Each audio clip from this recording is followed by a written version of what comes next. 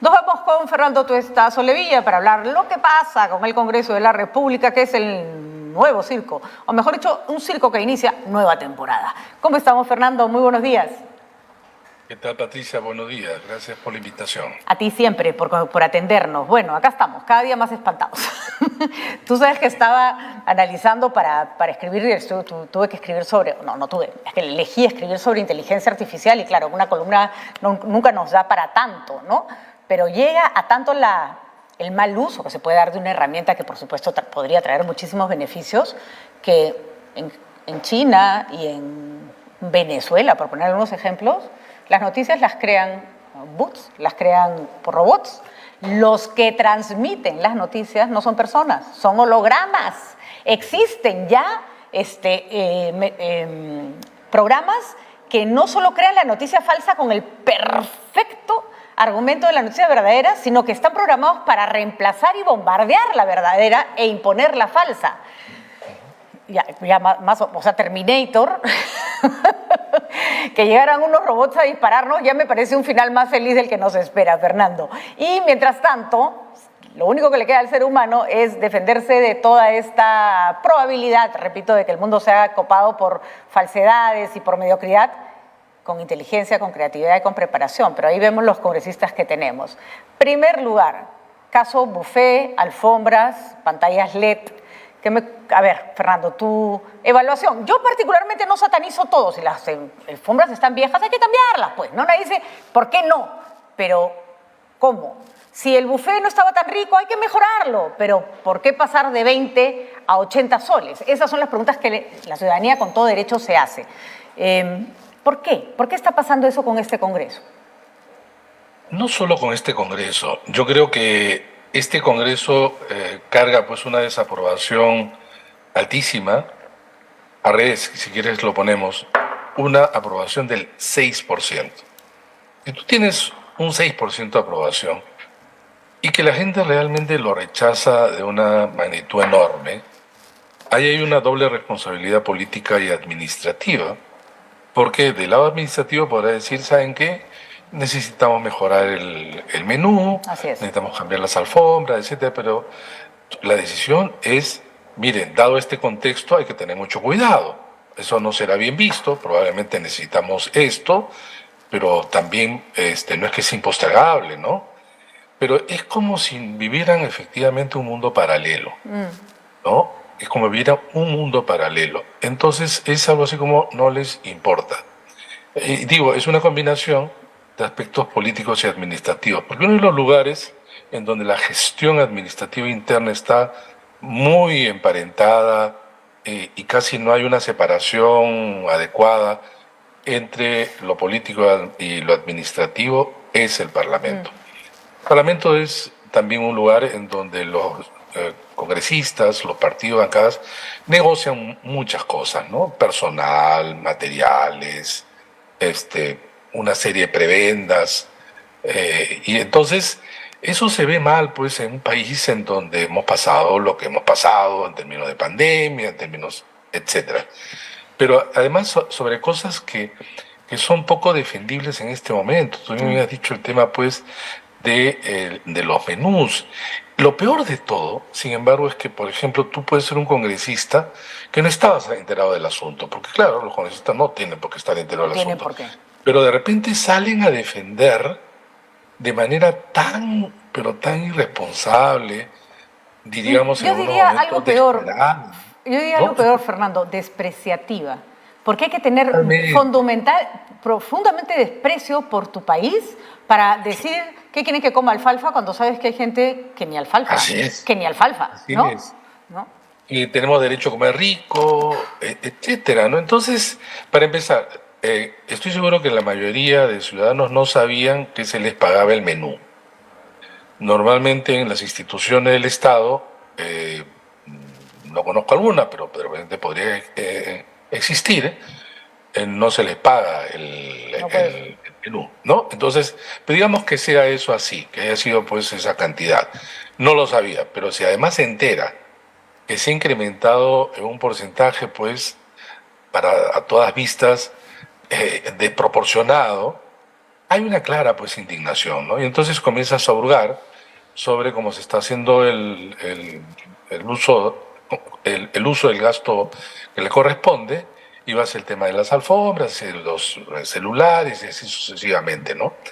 Y esto desprestigia pues en general al Parlamento y crea problemas también para los parlamentos futuros, porque Futuros. la gente, la indignación es algo así que no, los parlamentarios no deberían de tener nada. Y eso no es así. Los No. parlamentarios deberían tener todas las buenas condiciones para trabajar bien. El problema es que no trabajan bien.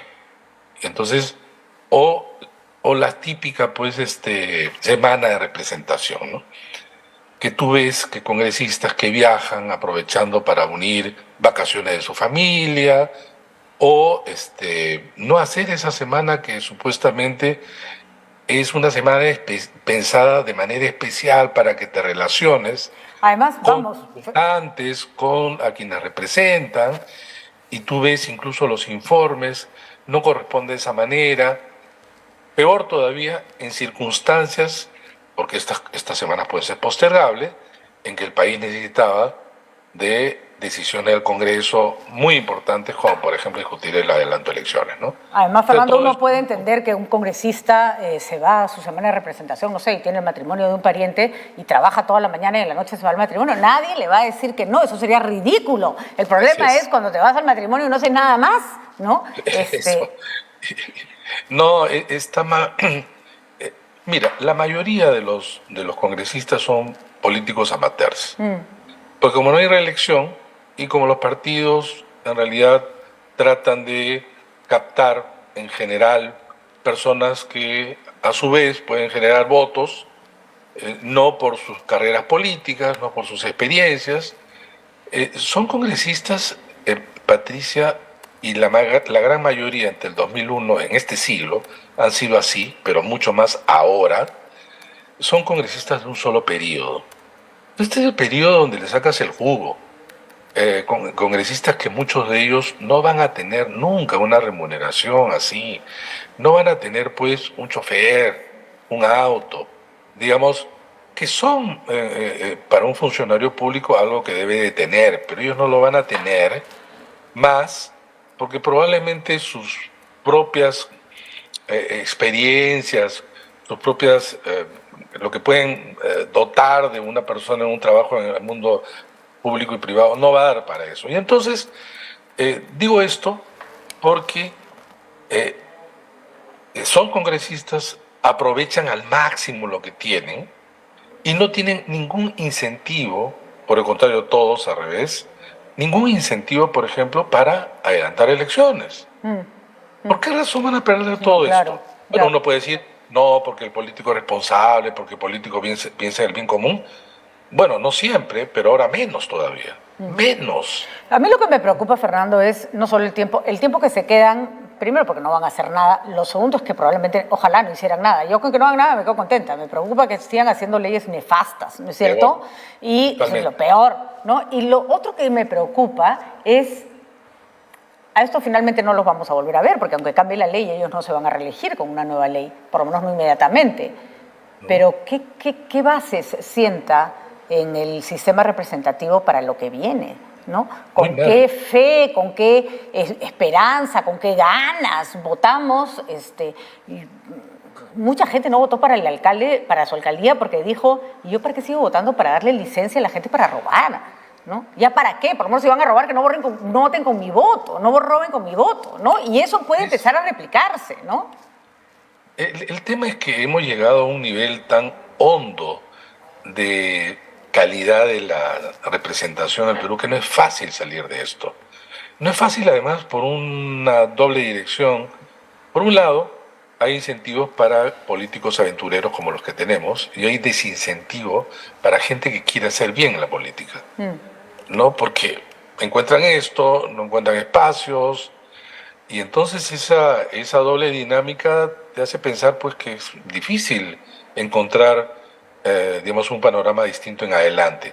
Según las encuestas que han salido esta última semana del Instituto de Estudios Peruanos y también de Ipsos, pero sobre todo el primero, eh, la gente, por ejemplo, considera que un adelanto de elecciones es fundamental, sea el 23 o el 24. Pero de ellos, solo el 50% cree que la cosa va a mejorar. Ahora, es alto, yo pensaba que iba a ser menor. Yo también, yo también. Pero uno de cada dos dice que la cosa mejoraría. Sin embargo, hay ahí un hilito de esperanza que también es cierto. Es difícil pensar que todo esto mejoraría, pero siempre una elección es una oportunidad. Y ya también va a depender de nosotros, ¿no? Vale decir, los ciudadanos en general. Pero las cosas no solamente no están bien, sino tú bien dices, esto empeora. Empeora. El Congreso difícilmente va a cambiar. Es decir, ¿qué elementos tenemos para considerar que el Congreso va a hacer un mejor trabajo de lo que ha hecho en este año y medio, los 3 años y medio en adelante? ¿Qué luces, qué evidencias, qué elementos nos podrían llevar a pensar que eso es así? Y lastimosamente creo que concluimos que nada. Ninguno. Y Ahora, por el contrario. Fernando, justamente para evitar que estas cosas ocurrieran o ocurrieran tanto, o ocurrieran de manera tan grosera, es que se planteó el hecho de darle financiamiento a los partidos políticos, que tienen muchas lógicas que tú has defendido que a mí me parecen válidas. Primero, te separa del capital privado que te compromete. Segundo, genera mucho más equidad. No se trata de que gane el partido que tiene más plata, sino el que tiene una mejor propuesta, ¿no es cierto? Y era un incentivo para que los partidos políticos se fortalezcan. Cada informe que saca el periodismo da cuenta, otra vez, la cuchipanda. Me invento un curso que no tiene ni pies ni cabeza, que nadie sabe quién lo dio ni cómo lo recibieron, y lo único que podemos pensar es que esa plata tuvo otro destino. Es que es desesperante, porque cada medida que se toma en aras de mejorar termina siendo una excusa para seguir corrompiendo. ¿Qué hacemos? ¿Se les retira? ¿Qué se hace? Tú has tocado un tema que también he estado en la semana terrible.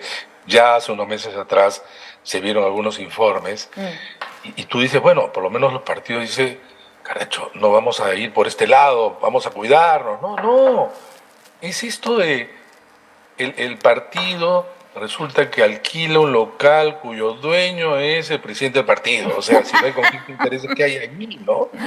O contratan para la capacitación a una empresa que se había formado 15 días antes y que tiene un local de una fotocopiadora, ¿no? Y peor todavía, le has pagado con el dinero público de un servicio que ni siquiera lo has prestado, sino dices que hubo problemas y lo vas a prestar recién en marzo. ¿Y cómo te pagaron? Claro, porque yo... En el ámbito privado nadie le paga pues el total, ni en el ámbito privado, en el público tampoco.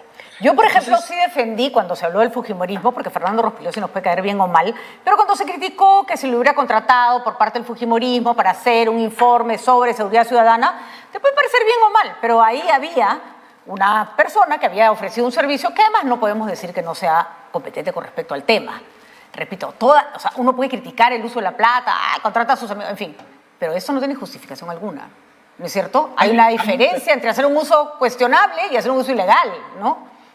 Es que ahí hay justamente una frontera muy difícil de ubicar, porque en el primer caso también de las consultorías, que yo concuerdo contigo, sin embargo los costos eran muy altos. De acuerdo. En la administración pública, más allá de un porcentaje, tú tienes que someterlo a concurso público y a una cierta supervisión que allí no había, ¿no? Entonces hay mil formas de hacer mal uso bajo la idea de que no está prohibido, y efectivamente no está prohibido. Por ejemplo, no dice la norma, tú no puedes contratar a una empresa que, digamos, recién se ha formado y que no tiene ninguna experiencia. No lo dice la norma. Y el reglamento, porque la OMP tiene que hacer un reglamento sobre la base de la ley, no puede exceder lo que la ley no señala, y ese es el problema. Entonces, sobre esto se puede encontrar. Sería bueno que no solamente los medios de comunicación, sino la ciudadanía puedan observar, porque todo eso está casi en el portal de OMPE, donde uno puede ver quiénes, cómo se usa, quiénes en realidad aportan, de qué manera, cuánto ingresa, etcétera, etcétera. Pero sobre esto yo quiero señalar lo siguiente, si me permite, Patricia, sobre los fondos públicos. Porque deben saber los televidentes que los partidos reciben efectivamente por los 5 años fondos en proporción, una parte, no todo, a los votos obtenidos el año de la elección, en este caso el 2021. Eso fue pensado en un sistema en donde más o menos todo se mantiene y por lo tanto lo que tú le estás dando a fondos públicos corresponde a esa representación. Bueno, esto hay que cambiarlo. Y yo he escrito por ahí también que dado lo que hemos vivido en los últimos años, esto es necesario cambiar y lo pongo en ejemplos.